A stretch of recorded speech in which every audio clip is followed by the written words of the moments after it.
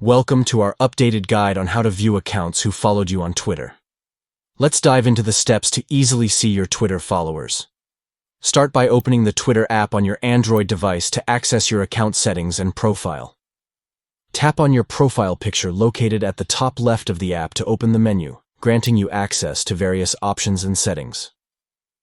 Within the menu, tap on Profile to navigate to your Twitter profile page where you can view your activity and account information.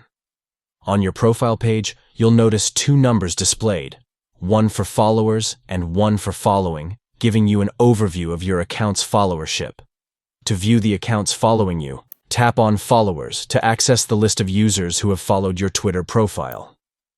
For a comprehensive view, tap on All to see a complete list of all your followers on Twitter, allowing you to stay connected with your audience and engage with them effectively.